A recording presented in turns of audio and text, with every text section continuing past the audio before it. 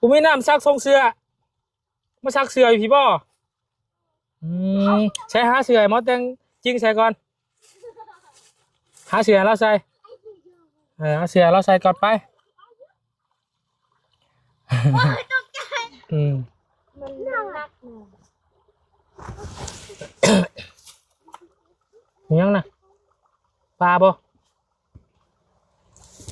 แต่เรียนแล้วเนาะเที่ยวบ่กี่เที่ยวลุงเฮิมแล้วกินนอนลุงเฮิมเมาแล้วก็นอน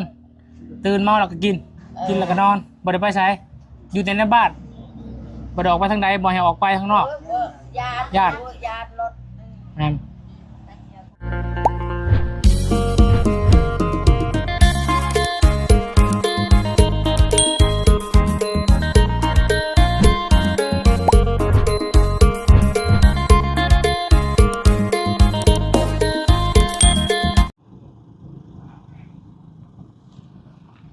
พี่น้องเอ้ยโอ้ยฮ้อนคือเก่าคือเดิมพี่น้องเอ้ยเนาะเปิดคลิปเปิดภาพออกมาภาพบรรยากาศอยู่เดินเฮือนเดินซานเนาะของน้องกองมีพี่น้องเอ้ยตอนนี้ทางบนก็ได้บรรทุกที่นอนเนาะหมอนมุ้งมาให้กับทางอาจารย์ลาวเพื่อจะมามอบให้กับทางด้านครอบครัวอ้ายของน้องกองมีบอกพี่น้องเอ้ยเนาะทางเฮาก็นี่พี่น้องเอ้ยยังบ่ฮู้เพราะว่ายังบ่ได้เข้าไปสอบถามเนาะสอบถามไปสอบถามมาว่าลูกไผ่ของประตูนี่แม่นเป็นเอื้อยของเท่าหยังฮะบ่แม่นอาเม่งบ่เจ้ามีน้องชายชื่อหยังฮะมิ่งมิ่งเนาะอยู่บ้านยังก็ได้ลองใช้คนละรอนะบ่ฮะเอาเมียหรอบ่ยังพี่น้องเลยเนาะโอ้ผู้ไปหาทางเบาดาวเด้อมันมีแนวมาให้อยู่น่ะไปพี่น้องเลยเอาสบายดีเด้อทางไปตู้เด้อสบายดีโอ้ไปยังไงสบายดีปีใหม่เนาะสบายดีปีใหม่ลูกๆแล้วล้านไปทางไหนบนแล้วกองมีไปอันนั้นจะดีเครื่องอ๋อน้ำมันนี่ก็ขาดเลยฮะน้ำมันก็ไหลเลยขาดเลยน้ำกินก็บ่มีลงฉากในห้วยเลยโอ้น้ำขาดแล้วบาดนี้น้ำขาดเลยมันแดดก็มันแห้งน้ำอะไรเลยทางน้องสุกี้กับอยู่พูนบ้านกับม่วนเป็นม่วนเลยลุงเฮิมพามวนขอบใจด้วยเฮิมพามวนพาไปเอาปลาเอาปูไปกินปลาเห็นคลิปอยู่ป่ะเห็นอยู่ไปเล่นเมื่อคืนกับพากันมวนอยู่แถวเพื่อนลุงเฮิมฮะพากันมวนว่าจะขึ้นมากมานี่พันวาบัวไว้ลุงเฮิมกับบัวไว้พากันนอนก่อนซะทั้งลูกขึ้นมาก่อนให้เพิ่นลินดานก่อนโดยขอย่าให้มันลืมมามูมันน่ะไปทุกทีทุกแดนที่ผู้สาวเด้อที่ผู้สาวแล้วดีใจแล้วผู้สาวก็ผมไปใช้การดอกร้านลุงเฮิมดีใจแล้วคือว่าลุงเฮิมบอกผู้สาวกับร้านลุงเฮิมเองว่าสั่นเคยลุงเฮิมอีกดีแล้วคนกับม่วนอยู่ทั้งคนก็ได้แล้วเพิ่นไปดูเพิ่นอยู่ไล่มือแล้วก็ติดแล้ว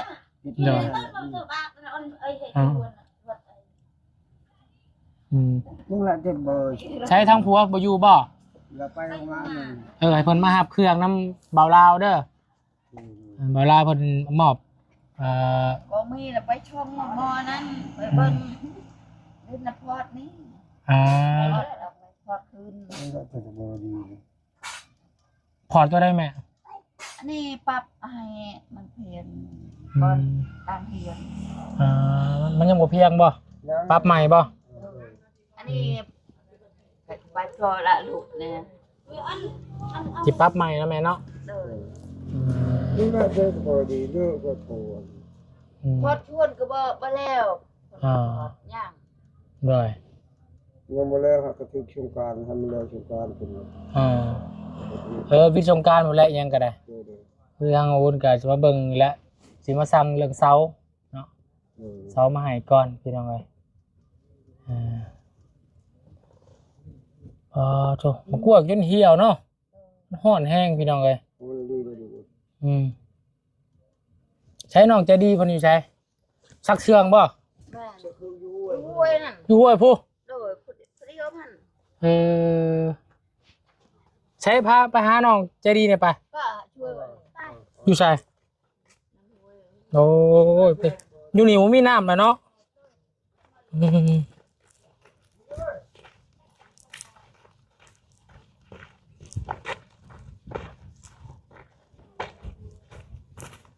พอลงไปห่วยผู้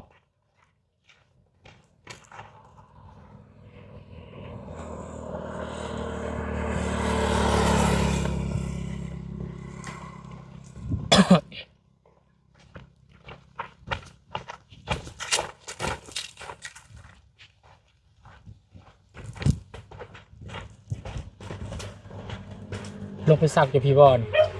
ใช้เช้าหนึ่งโมยูป่ะ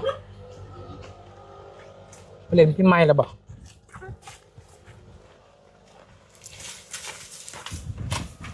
อ๋อลงสูงท่านี่เฮ้บเฮ้บเห็นยังนั่นเฮ้บวู้ฮะมันก็เล่นน้ำอยู่ป่ะโอ้โธ่พี่น้องเอ้ยโอ้แล้วก็เล่นน้ำอยู่ลุ่มที่ป่ะ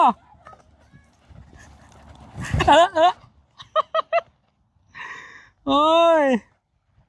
แล้วก็เล่นน้ำอยู่ลุ่มพี่น้องเอ้ยโอ้ตะเบียกบุยูมาดิเบียกบุยูลงทางใดดิ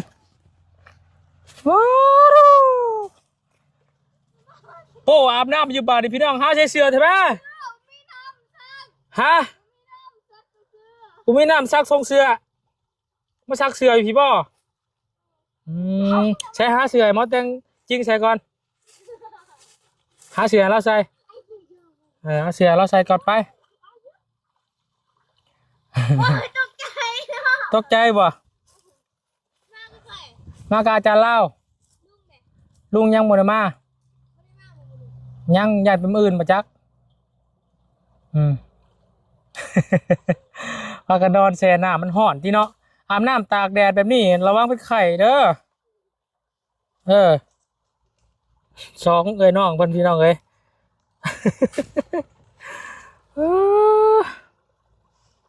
ฮ้อนในบ้านนี่คอยกะโทรศัพท์ถ่ายตากแดดร้ายกะฮ้อนช่ำพี่น้องเอ้ย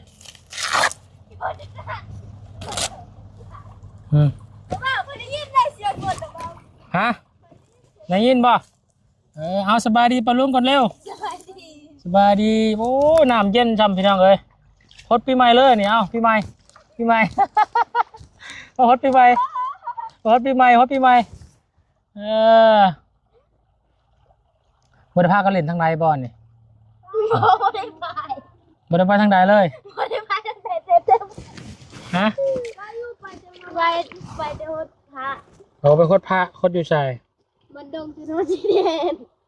โอ้ตากแดดมันโดนหอแสดงเลยคู่เขามาห่มพี่แดดได้น่ะเนาะอาบตากแดดบ่สบายได้ ไม่อาบน้ำ นะ ไม่ยินเสียงกันมาเบิ่งอยู่เดิมนี่นะอายุ6 วัด 6 วัดกูหอดเก้าเนาะพี่เนี่ยมาพี่นะพี่ไว้ฮ้อนแดดได้พี่ดอกเลย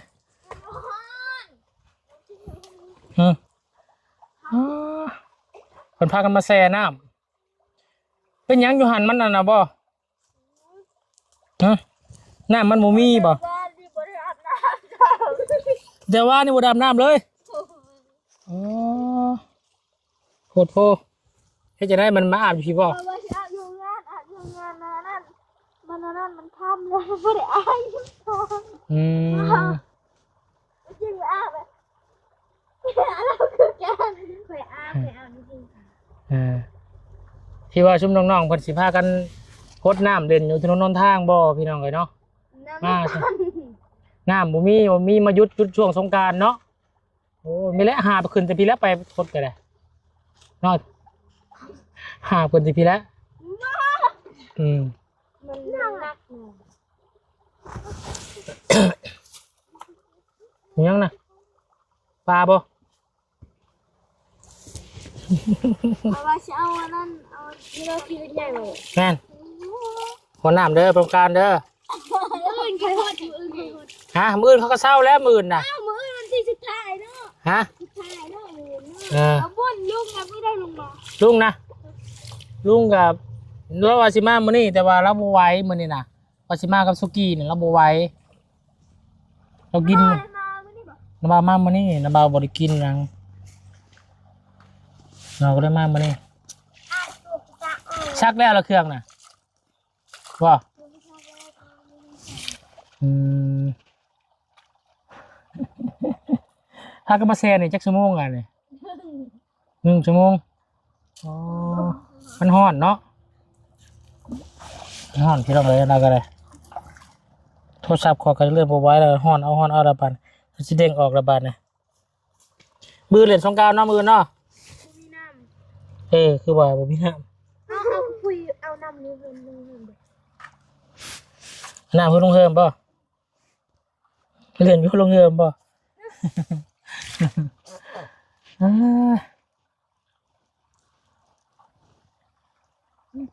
ยังบ่ขึ้นป่ะฮะยังบ่ขึ้นป่ะ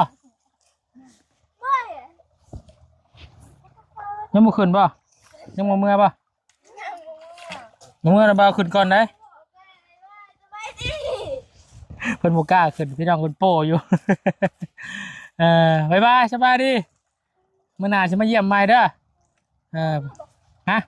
เมื่อเลยแล้วสิไปเวียกทางอื่นก่อนยังมีเวียกทางอื่นอยู่ไปซื้อข้าวให้เขาก่อนเด้อของมีบ่อยู่เมื่อกี้เจ้ารับไปใช้นะฮ้อนยูมเจาะไปบ่ไหว้แล้วฮ้อนแฮงฮ้อนแล้วจะอาบน้ำอยู่เนาะจะตากแดดร้ายเด้อบ่สบายเด้ออาบน้ำตากแดดพี่น้องเอ้ยทางขึ้นก็ห้ามทางเด้ทางขึ้นก็ตะขัดให้พี่น้องโศกเฮวจากมือมันต้องกิ่งลงมาเลย พิษพลาดเนาะโอ้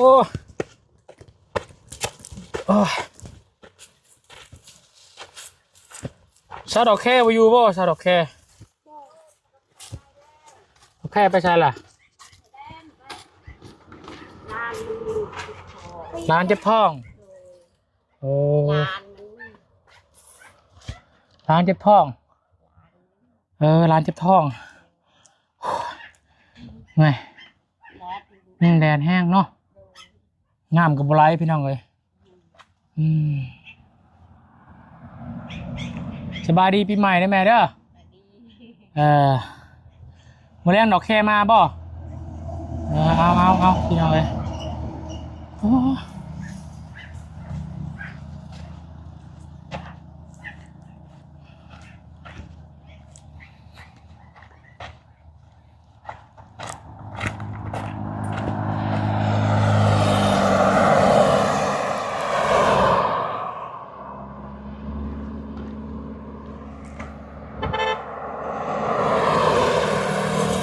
ไป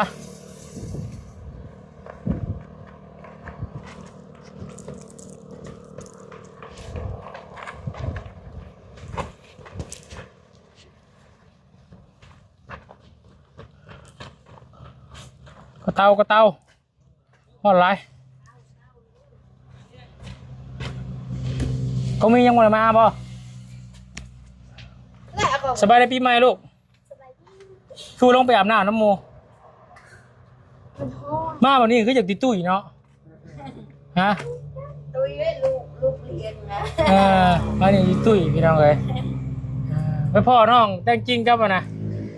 อาบน้ำอยู่ลุ่มพูพักกันแช่น้ำหัวอยู่ฮอด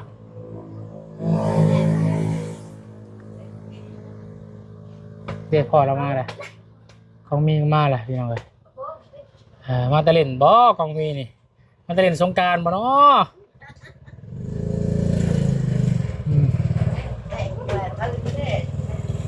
เฮิบโธ่มาตะเล่นสงกรานต์ฮะ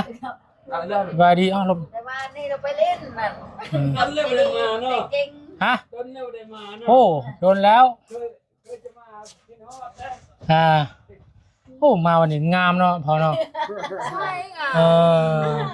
พอลือได้มาวันนี้เนาะ เดินตัวไปบุญเด้ อืม อยู่ข้างบนอยู่ในข้างบนนะ ไปน้ำเลี้ยงอะไร อ่า ใจดี อืม ไปคนแอด ไปจังหวัด ก็ไป3 วัด เออไปสามวัดอืมวัดสายเรียนแล้วเนาะ เที่ยวบ่ สกี้เที่ยวลุงเฮิมแล้ว กินนอนลุงเฮิมเมาแล้วก็นอน ตื่นเมาแล้วก็กินแล้วก็นอนบ่ได้ไปไสอยู่แต่ในบ้านบ่ได้ออกไปทางใดบ่ให้ออกไปข้างนอก ญาติรถ นั่น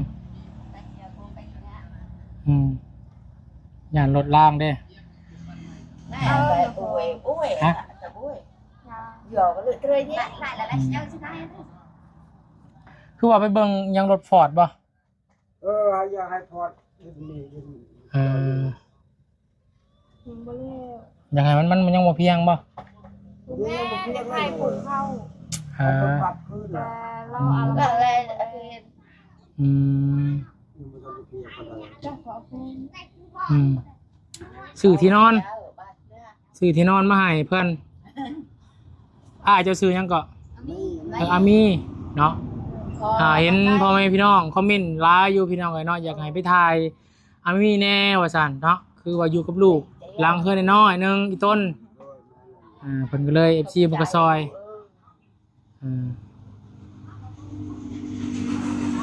ส่วนเรื่องเซาเจ้าก็ถ้าเพิ่นเปิดก่อนเด้อการเปิดอะไรไปสั่งไว้เนาะสั่งเซามาให้พี่น้องเอ้ย สงกรานต์ เพิ่นยังเล่นสงกรานต์อยู่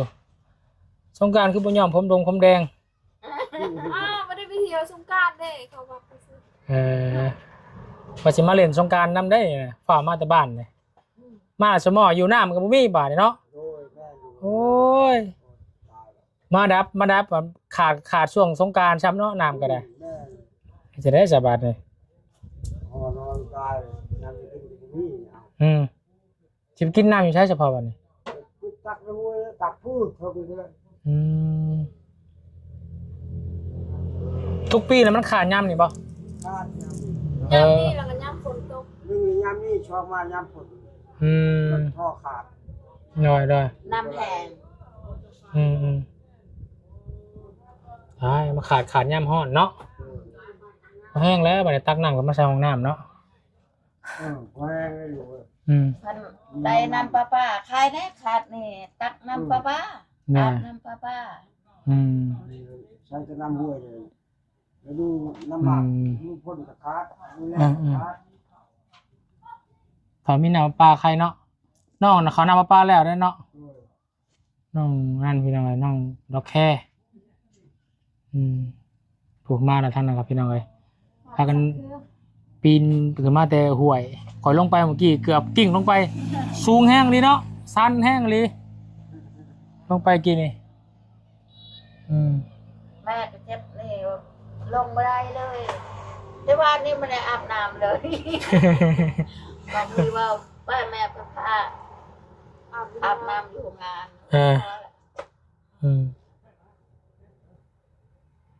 ยากแค่ใส่ไปยังไงพอชิมทว่าจะไปตั้งเสาเทคานกับมีน้ำอีกบ้านตะกี้ว่ายังคิดเอาน้ำนี่ไปปัญหา เจาะเล แป้ ย งได้ อ๋อแป้งได้ป่ะ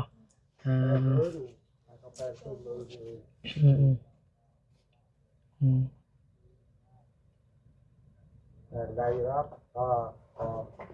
เลย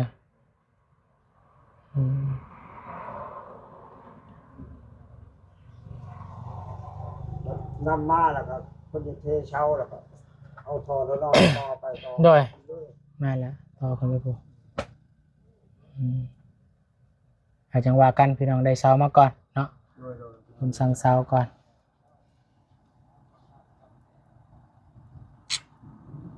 หักสำนียังบ่เพียงคักเนาะ ต้นกวดและต้นกวดเนี่ยนั่นเด้อ เนาะให้มันเพียงบอลชิตังเงื่อนครับ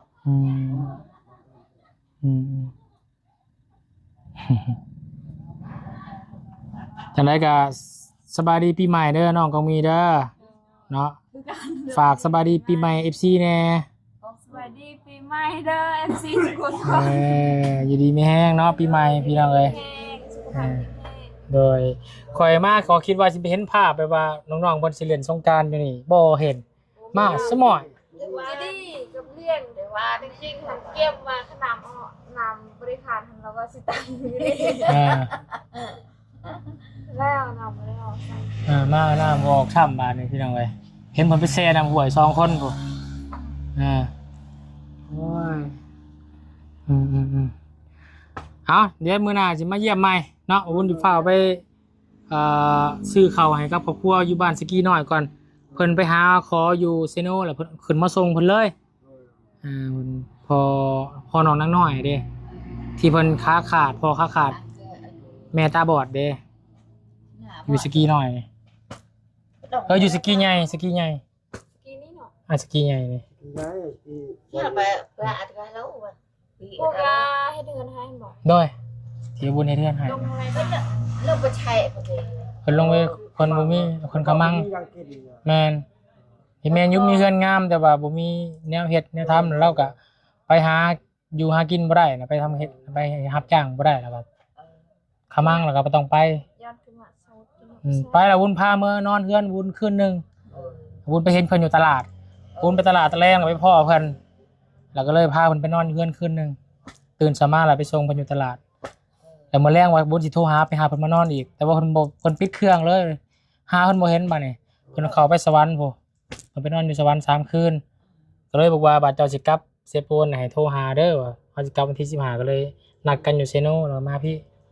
พอบ่ให้เพิ่นเสียค่ารถนะมาส่งเพิ่นที่แรกว่าสิหาลุงเฮิมกับสุกี้ขึ้นมาปลุงเฮิมสุกี้กำลังม่วนเมื่อคืนนี่ว่าเมาบัดนี้มันก็ยังบ่ไหวก็เลยว่ามาก่อนเด้อเขาก็ถือคัดแล้วถือกันแล้วเขาสองคน แม่นถือกัน ได้ผู้สาวแล้วลุงเฮิมป่ะ มันโทร โทรหาข่อยของเช้าสุกี้ได้ผู้สาวแล้วร้านข่อยเองแล้วว่ะ จะเป็นร้านเคยมันโทรมาพอหมดเลยได้เงินเลยหมดเลยได้เงินหมดก็หมดได้ เงินล้านอ่ะให้จะเลี้ยงจะดี ไปใช้เด้อเฮาไปก่อนเด้ออยู่ดีไม่แห้งเด้อสบายดีสบายดีปีใหม่พี่น้องเอ้ยโอ้ยอันนี้บ่เพื่อนบ่าวมีเพิ่นเนาะเพิ่นบ่าวมีเพิ่นพี่น้องเอ้ยอยู่นี่เนาะเฮ็ดหลังใหม่อยู่นี่พี่น้องเอ้ย บัวคอนเพิ่นเด้อโมเมนต์แนวได้สิบัวคอนเพิ่นเด้อเอาเด้อ นี่เพื่อนใหม่พี่น้องเอ้ย เอาไว้ ทำเนี่ยมาค่ะ เอาโอเคนกมือตามเฮาเนาะเดี๋ยวเฮาจะพาเว้าฟังเฮาเว้าซื่อๆกับพ่อเด้อเอาจะได้ก็ ทางอาจารย์ลาวพี่น้องเนาะได้เพื่อนได้คองมาให้ขึ้นเฮือนใหม่ ครอบครัวบ่าวมีเพิ่นเนาะ เพิ่นใหม่พี่น้อย ดีมีแห้งคนเจ็บคนใดคนใส่ใส่นี้ปรารถนาสิ่งใดทั้งหมดได้สิ่งนั้นเด้อ